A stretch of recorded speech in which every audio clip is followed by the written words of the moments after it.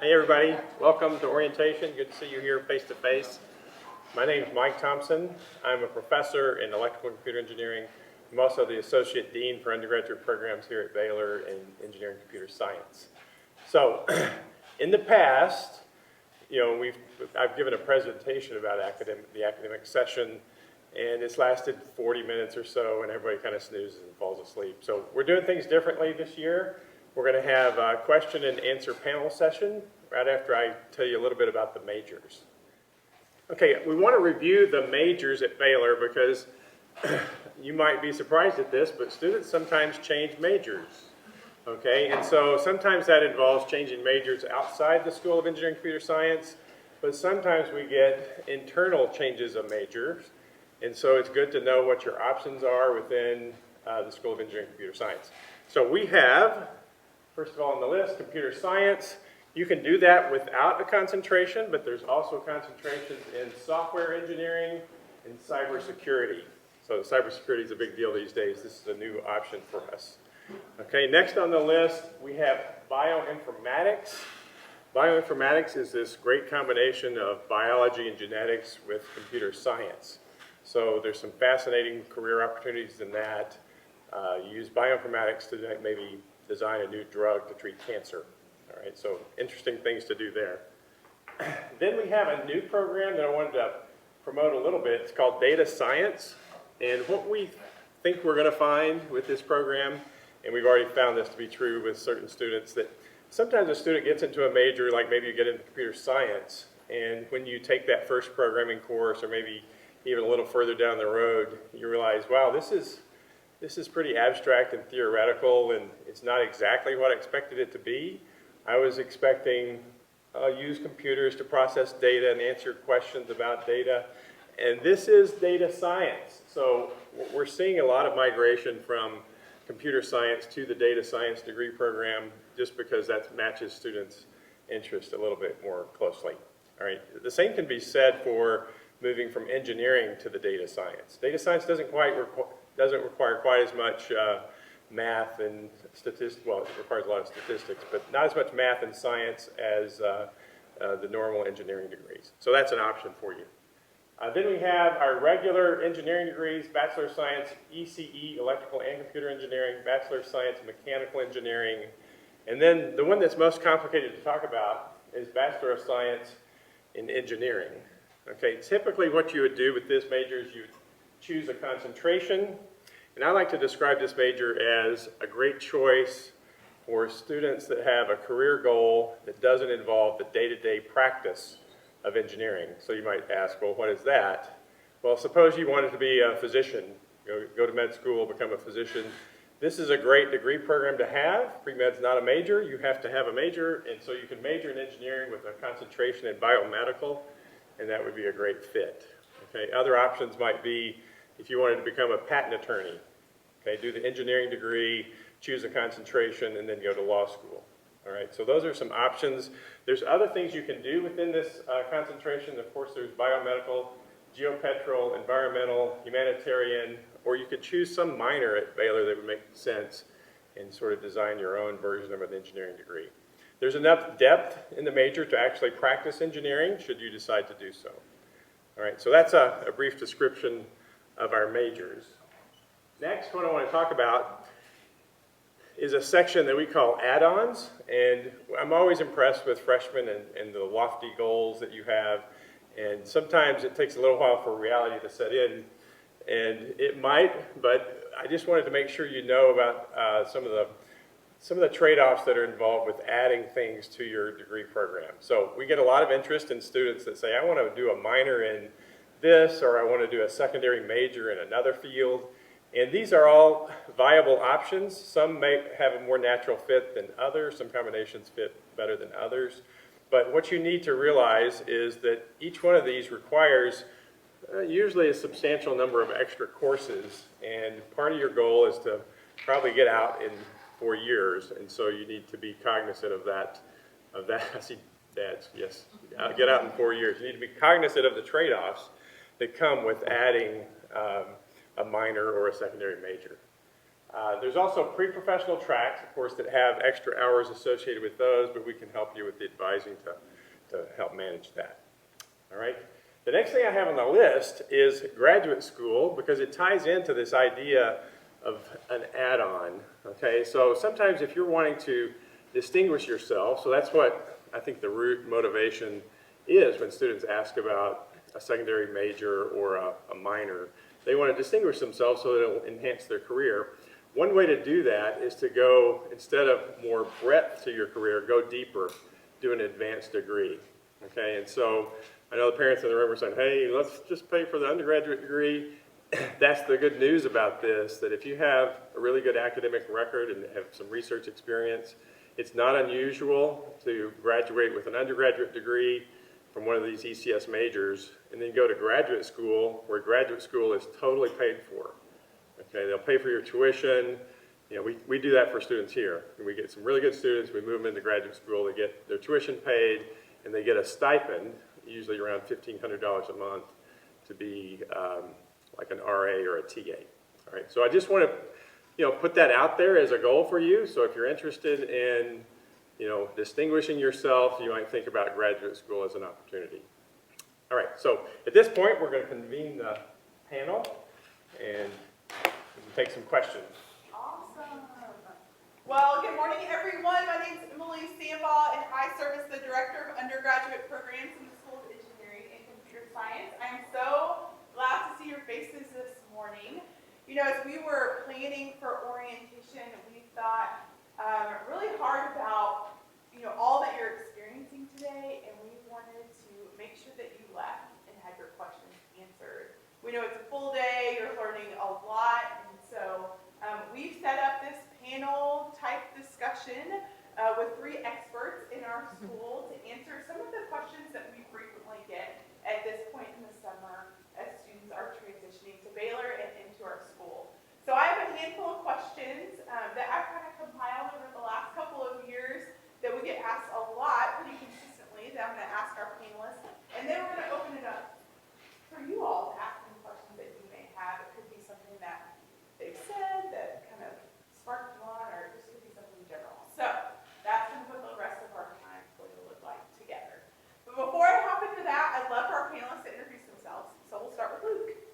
Hey y'all, my name is Luke Mello, and I'm a sophomore electrical and computer engineer from Frisco, Texas. And I'm Ida Jamshidi. I'm the Director of Advising in the School of Engineering and Computer Science. I also advise a small portion of the alphabet, so last names A through C are assigned to me for advising. Still Mike Thompson. Still Dr. Thompson. He is our faculty representative on our program today. Awesome. All right, so my first question I'm going to ask our panelists has to do with advising, so we're going to let Ida take this question. And it's just pretty general, Ida. What does summer advising look like? I know we're probably a pretty mixed bag in this room as far as people who've been advised and maybe have yet to be advised. But just generally, what does that process look like, and then how may it be different than what students experience in the fall and spring? Yeah, so quick show of hands, who has already been advised and registered? So, okay, almost everyone. If not, you're probably coming up next week with advising. So in the summer, we have a group advising format. So we send you a link to your Baylor email, which is very important for you to check daily because we send you a lot to that Baylor email. And you'll sign up for a group advising appointment. We'll walk you through our philosophy of advising and how to handle incoming credit, and then the course selection process. And then you will meet one-on-one with your assigned advisor later that week to really confirm your schedule and make sure you feel prepared to transition to Baylor. So that's summer advising, and then in the fall, I'll go ahead and mention we do one-on-one advising every single semester until you graduate. So we want to make sure you're staying on track, and also that you have a support system in place if you need any resources. And then we are finally transitioning to in-person appointments. So I know Luke, his whole freshman year was virtual, but we are excited to do in-person advising appointments starting this fall. Awesome. So Luke, tell us, your appointments were virtual this last year because of COVID, but just generally, what does that experience or relationship look like with your advisor? What kinds of things do you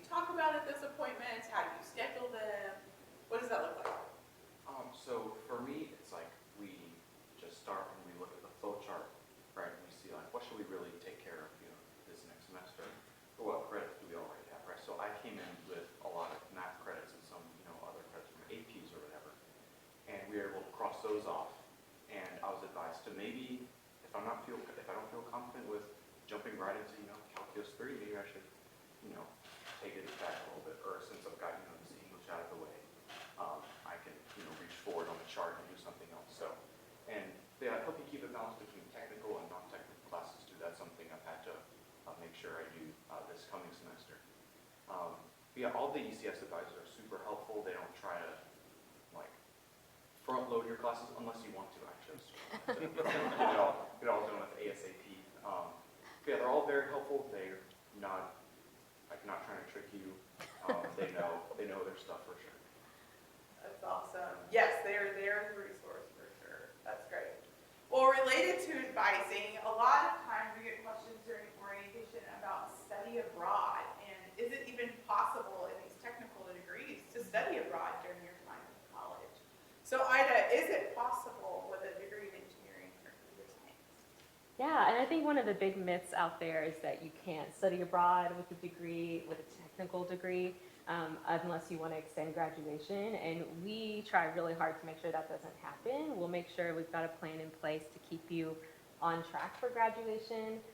The most important thing is looking at those fall only or spring only classes. Luke mentioned we look ahead on the flow chart in our appointments and make sure that, if you're studying abroad, spring of your junior year, we want to start talking about that in your freshman year to know, what courses do we need to make sure we get pre-approved to transfer or hold off on and take that semester.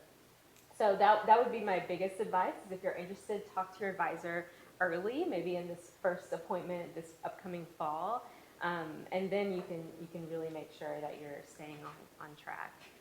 We are big fans of study abroad. We do have some partnerships with universities in different countries around the world where we have pre-approved a lot of courses to transfer. But even if we've never had a student go to a particular place before and you really have your heart set on going to a specific country, we can work to try to make that happen. So.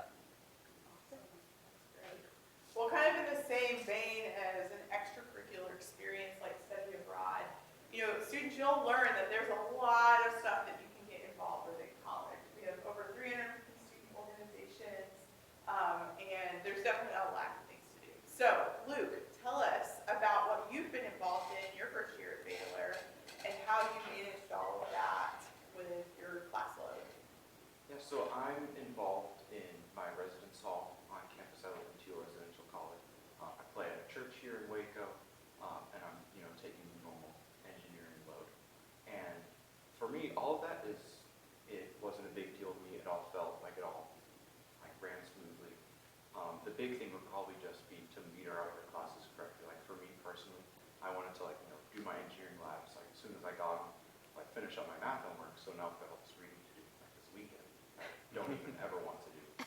So I taught myself to be a reader, find good places around campus, like the business building or under some trees somewhere, that are good places to read, not distracting. Also taught myself not to do all the fun stuff all at once. And that's really been it. And just doing that gives you plenty of time to do whatever you want extracurricularly. You're not in class, 7 hours. You have, breaks between your classes, you only 2 or 3 or 4 classes a day. So you have plenty of time to do what you want and do. Yes, that's so good. Time management is super important. Figuring out how you like to study is also super important. We do have a lot of things that you can get involved in, and I think, the messaging sometimes when you're in high school is do it all, fill the resume, get into college. I'm sure you all were super busy. I see lots of head nods when I say that. In college, we're really and students, this is something we'll have a big conversation about when we get here in one of your new student experience classes, but we want you to get really strategically involved while you're in college. So there's plenty of time to get involved outside the classroom, but we want you to just think really critically and intentionally about what you're going to involve yourself in to help you achieve whatever that end goal is, whether it's a job at a specific company or a certain GPA or, whatever it is, to become a more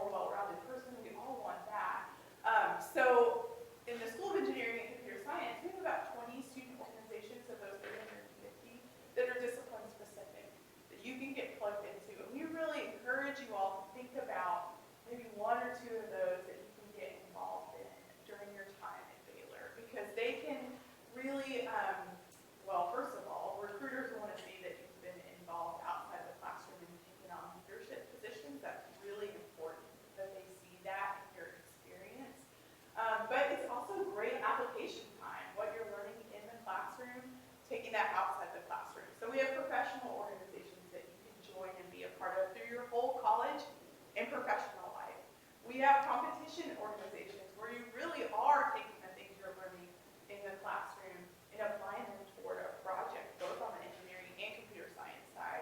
And then we have service-based organizations where you're doing the same, but you're serving a greater need.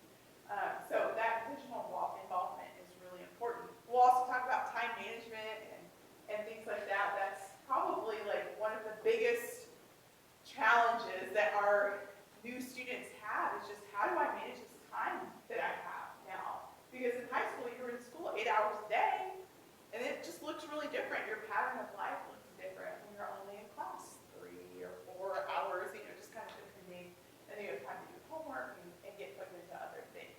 So, Luke, what academic resources does the university offer to help support students? Because we know that you can't do it alone, but sometimes people come in with the attitude that I don't need help academically. I'm already at the top of my class, and we know that you are, because that's why y'all are in these seats. You're pursuing some of the hardest degrees.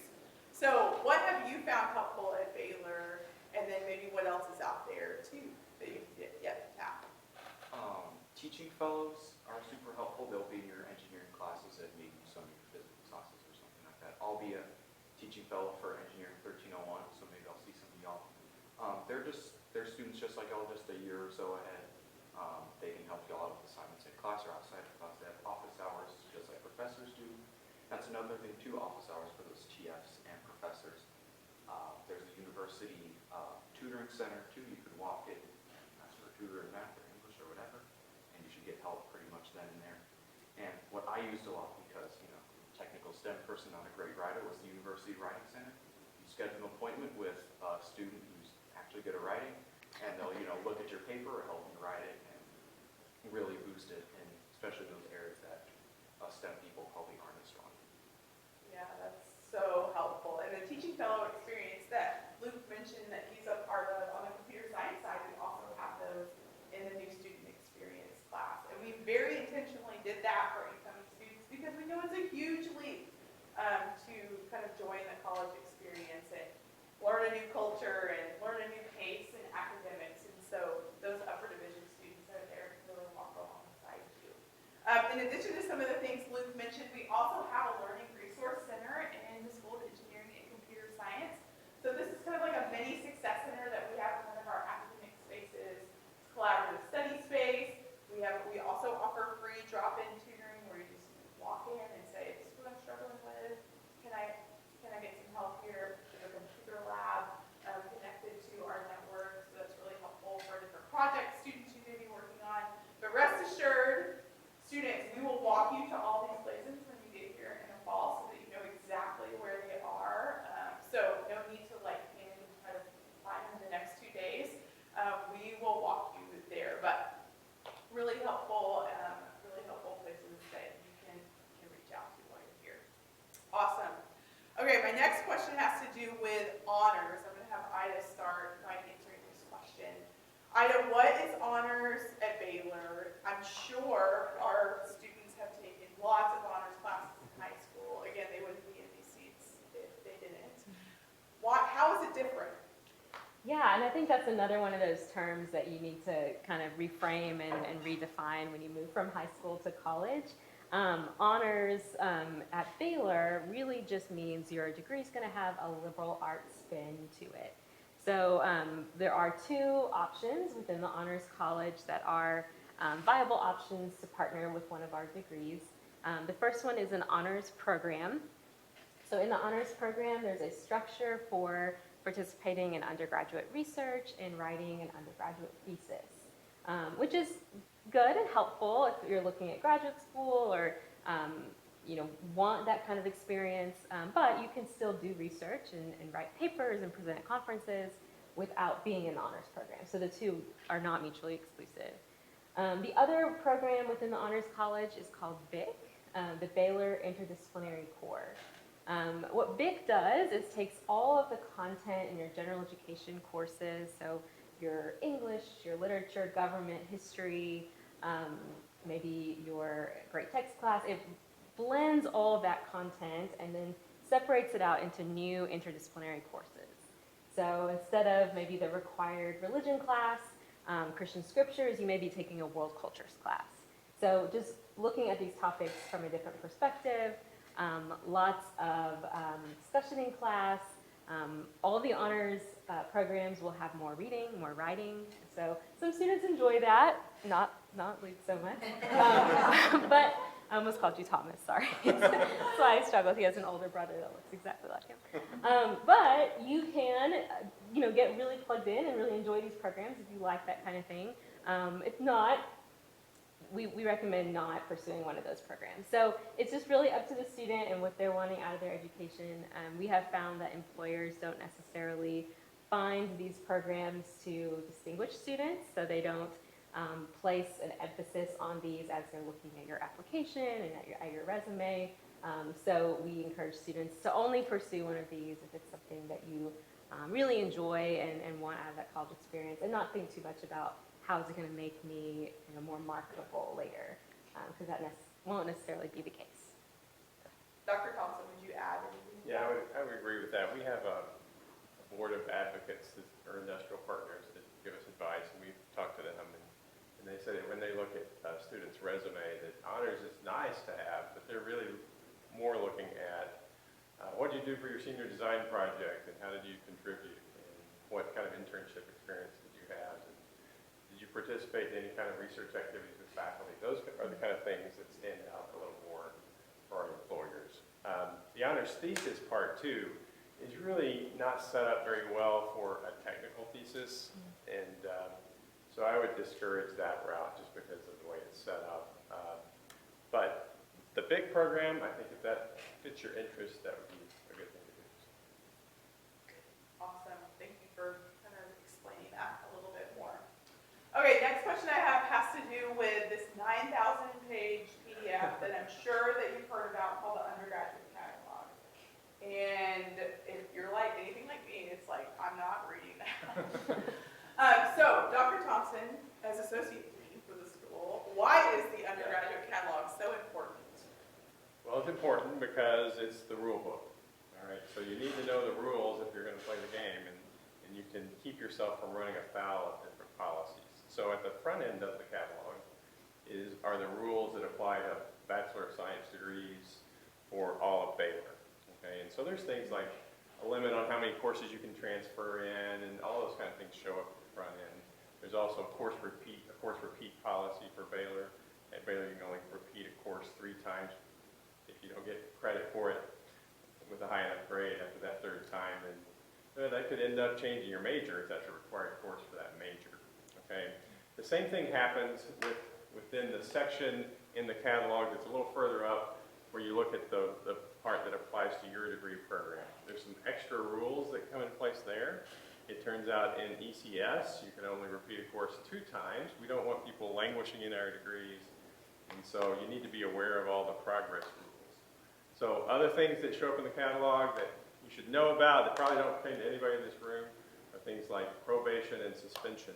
Okay, so we do, at Baylor, we do want you to make progress towards your degrees, and if you don't have a GPA above a 2.0 in a given semester, then you'll go on probation, and if it happens again, you're subject to suspension. So we don't want to run into those kind of problems, so it's nice to go to the catalog and know where those policies are and be aware of those. So it's not the whole thing that you have to read, just those important parts. The other thing I want to mention is the catalog has deadlines for the academic calendar, things like the drop deadline.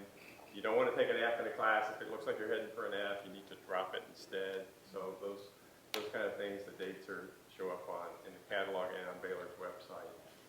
The other thing I want to warn you about, because this comes up with incoming students, by the time Thanksgiving rolls around, a lot of students are really wanting to shave a little extra time off and go home for the Thanksgiving holidays. It won't be as big of a problem, I hope, because we're now at a week for Thanksgiving. But when we were at just 3 days, students would want to try to take off a little bit early. And that can be problematic because the way professors schedule exams, it just inevitably ends up that there's exams really close to Thanksgiving, and you don't want to miss those. So those are the things in the catalog. Be sure to pay attention to those. Good. And we put the page numbers on a little handout, so you can just go straight for it when you get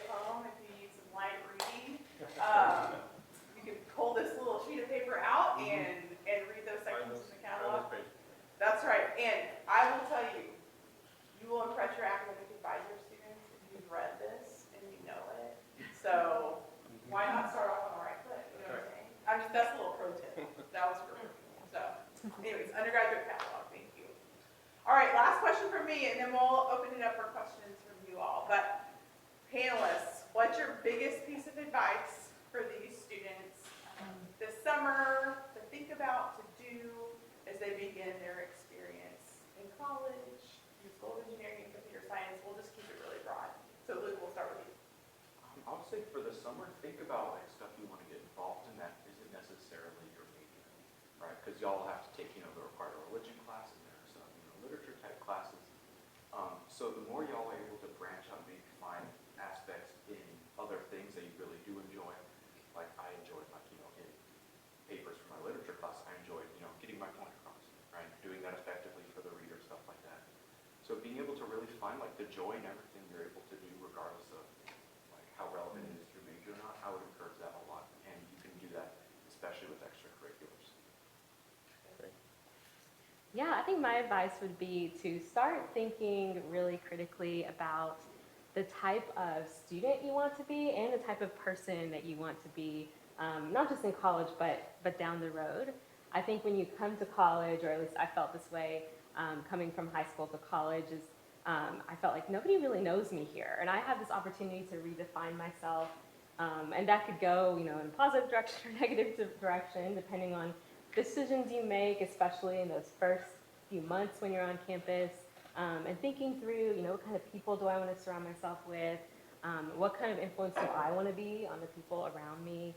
And so I think, all of college is about making tough decisions, and those decisions can take you in a lot of different directions. So I think if you can start kind of coming up with this picture in your mind of like, what kind of professional, what kind of person do I want to be, what values do I want to embody, that can help to inform a lot of those tough decisions when you find yourself in a moment of knowing like which direction you want to go. So that would be my advice. Yeah, I like Ida's advice.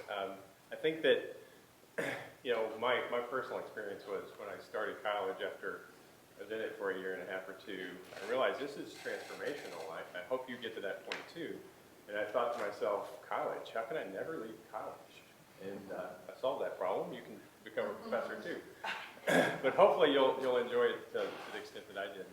But I want to circle back to to some more practical, pragmatic advice heading into the summer. I know that some high school curricula are structured so that depending on how you took your classes, maybe you haven't had a math class in a year.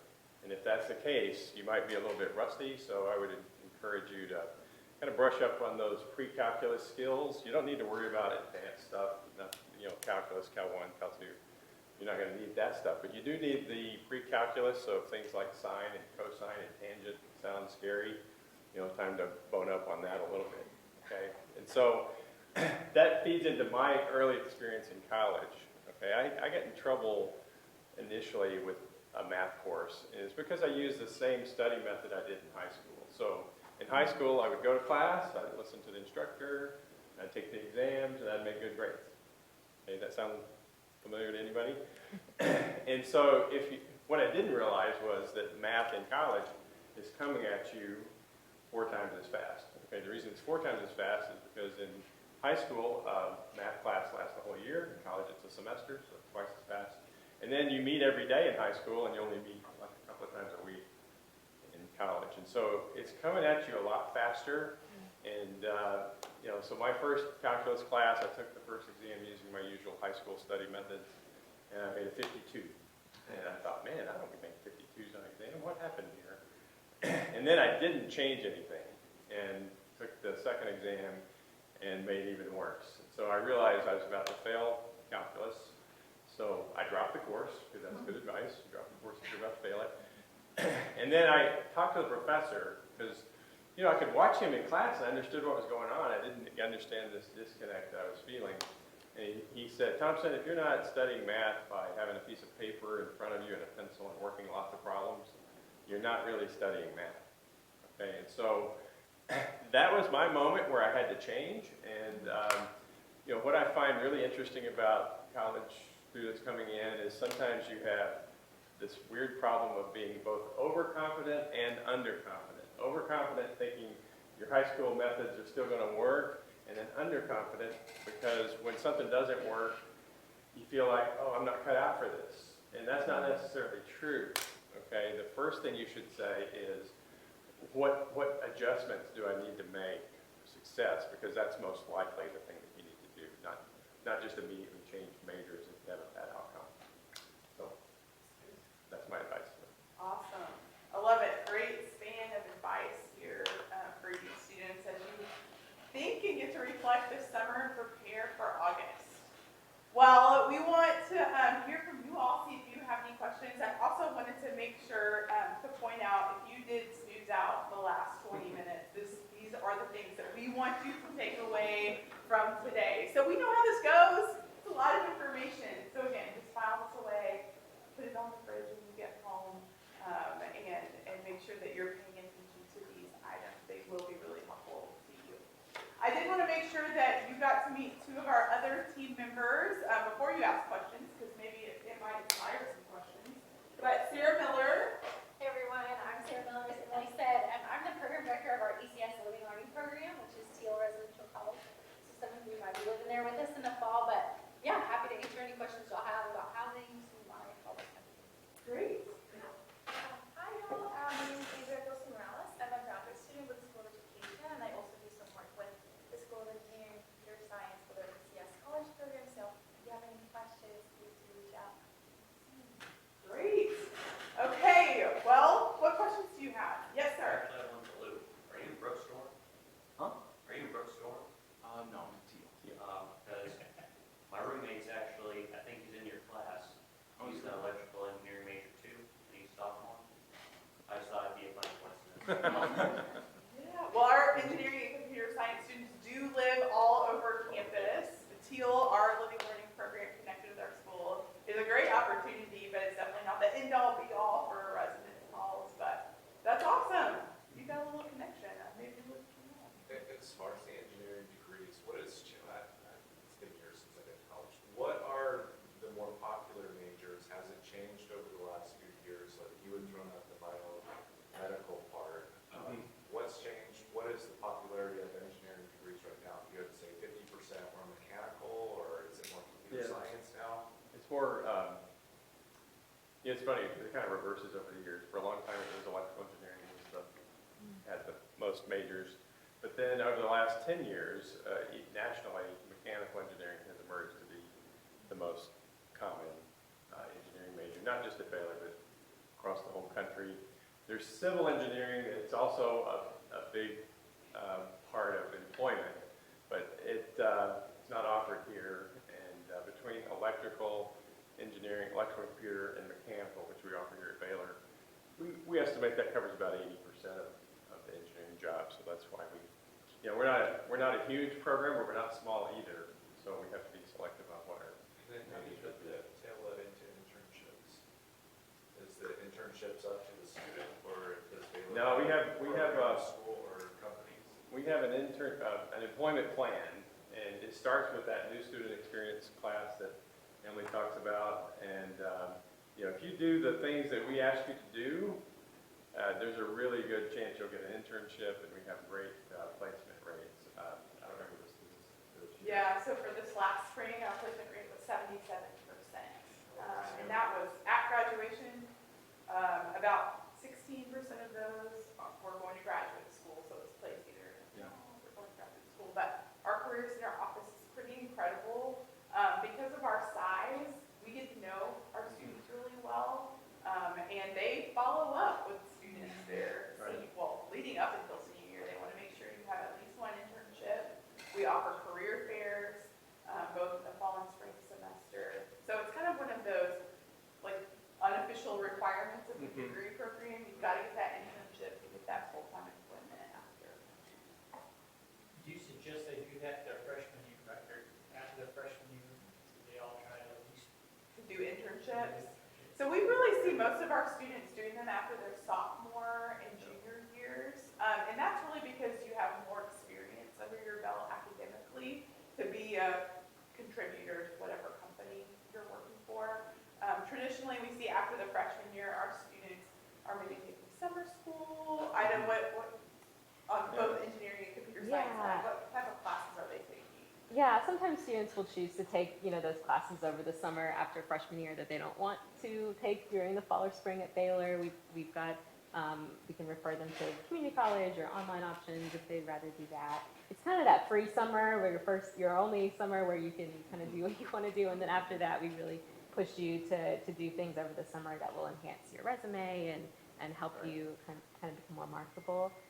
We have found on the computer science side, those students with just those 2 introductory classes they take their freshman year, they are pretty marketable for some paid internships. So we will push them to look into it, but at the same time, I think, Emily's right, after sophomore, junior year, that's when we really push you to start looking at those jobs. And we don't ever take a job for free. Right. We'll tell students, you'll never work for free again after that freshman year. We want you to get those good paying internships. Like Luke is spending his summer. Yeah, I'll be Just on after freshman orientation year. with Baylor Life Camp Leader this Yeah. summer because I don't have the technical skill to do meaningful work yet. But next summer I plan to find internships for a job for sure. All right, so I'm trying to become a patent attorney. Do you have any other advice other than the general engineering degree? Well, trying to think, what would be good advice for patent? What is my advice?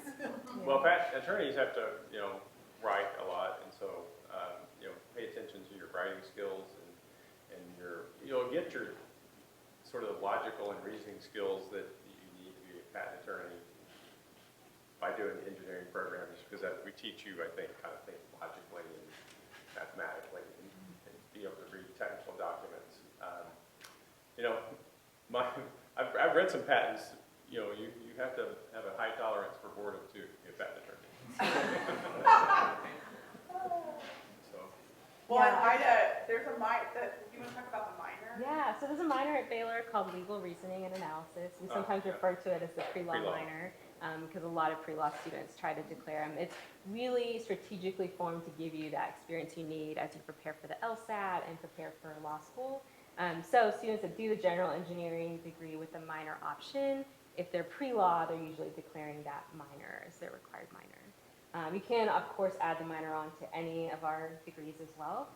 We've also found that BIC has been really helpful for pre-law students. It really targets some of those skills, those logic, reasoning skills that students need for law school. So also helps with communication, both oral and written communication. So we would encourage BIC for students who are pre-law as well. Yeah, it's a great career path because there's, technology's exploding and the IP part is very hard thing to navigate. And Baylor's actually becoming, or not Baylor, but Waco is actually becoming sort of a hotbed for My intellectual brother was a property. patent attorney and he lives in New York now, and he's like, I might be coming to Waco soon for a case that he's got. So Houston's actually really big on patents too. he was in Houston's big on Houston. patents, and then, but litigating patents used to be East Texas Court in Tyler, but it's shifting to Waco. So lots of It's a new interest. judge here. A new judge here wants to become a patent guru type judge, so. What's the percentage of students that drop out of engineering their freshman year because of, I'm guessing the math? Is it the math that's? Well, sometimes it's the interest. Sometimes we have students with great grades that transfer to a different major, like they go to business school, and there was no academic reason for that. They just felt like that's more what they were drawn to do.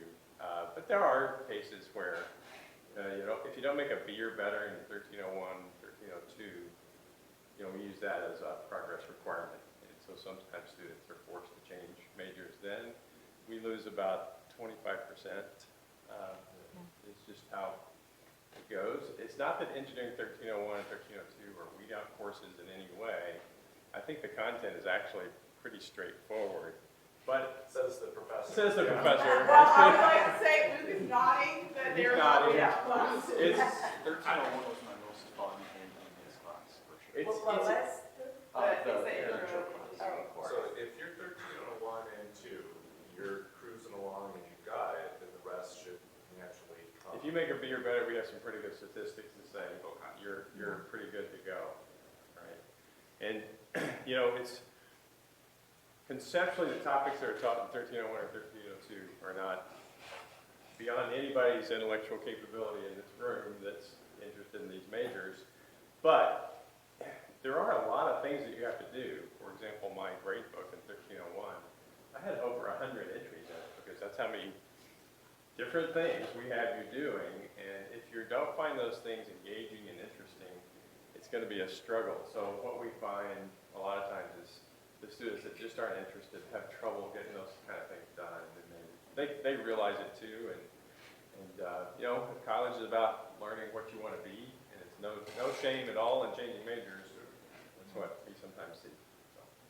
Yeah, I would add that like, way more students self-select out of the major than, you know, so the 25% fail out, he's right? talking about, I would say only maybe 3 to 5% were forced out due to progression requirements. The rest usually will discover. I mean, I've had students switch to history, art, like the most random different things, Yeah, opposite of engineering, just because they got in, they realized this is not what I want to do or where my strengths lie, and they had those hard conversations with their families and with themselves early to be able to stay on a 4-year plan. And so we really design our program so that you're not having to extend graduation and lose your financial aid. You know, we don't want to kill your GPA. We just want to help you realize where you're supposed to be. So. Yeah, that's an important point, to not kill your GPA, because the business school has GPA transfer requirements. And so if you're in trouble with the class, definitely drop that. But the other thing I wanted to mention, since I thought of while Ida was talking, is that the data science is relatively new. And I feel like a lot of students that don't think engineering or computer science is for them might find data science as a good fit, because it's not as technically rigorous as those two, as computer science and engineering, but it still uses computers and technology and data to do some really cool things. I have a twofold question. As a parent, Luke, I totally appreciate that you're honest about writing not being a strength necessarily. I think that maybe happens, it definitely happens in terms of like, I mean, CJ's a super strong math student, and we know that, but did you find it very simple to get the extra help and be up, like walk in and be like, hey, I really do need help in this in order to, like, was that a little challenging to find someone to help you with those kinds of things? No, it was super easy. Even the professors here are really great. These are some of the best teachers I've ever had ever. And even they would, like before we would get, a prompt for a paper, and she was like, I recommend everyone go to the University Writing Center, have someone look it over. And in my grade text class that I'm talking about, I got into an honors section so I could be with the same professor. So it was a little harder than probably should have been. But she gave us the help that we needed, or she referenced us, and I'm sure the professors can do that. And online, it's available as well. We just do a quick Google for pretty much anything. Awesome. And then on the twofold question, one thing that's a little, so we have a couple upperclassmen that we know, and every time someone asks what CJ's what his major is, and he tells them, they're like, oh, wow, you're studying a lot. And it's a little like, as a parent, like I'm more like, how, like, is it that crazy? Like, are you guys on this campus? Like, I'm just being real. I'm a little like, It's got a reputation. oh. So, Engineering students work hard, right? And computer science. Yeah, but I enjoy it a lot. Yeah, so it's that's a if lot. you're passionate about it, you tend to be okay. It's kind of like what you said, like you get to do those, you find if it works for you. If it works for you, you find that you like it. I like every topic. Right. And they're still college students. They still have fun. There's lots of. And you're working still with time team. for Yeah. football games. It's a team effort generally. Okay, and one more, sorry. No, Do you find that the classes on like the introductory level are enough to give you a good idea of what that major really looks like? If that, like you're covering so much, are you able to really feel like, okay, this is the right spot for me after a year? I think so. For the fall semester intro class, we had to build a bridge, so that gave me like enough mechanical experience to be like, oh man, this is not fun. But then last spring semester we worked with like an Arduino chip and more wires and circuits type stuff, and I enjoyed that a lot more. And then depending on mechanical, electrical, like if you like the bridge stuff, there's a statics class later, and if you like the Arduino stuff, there's a circuits class later. Kind of leads you in the right direction. Okay.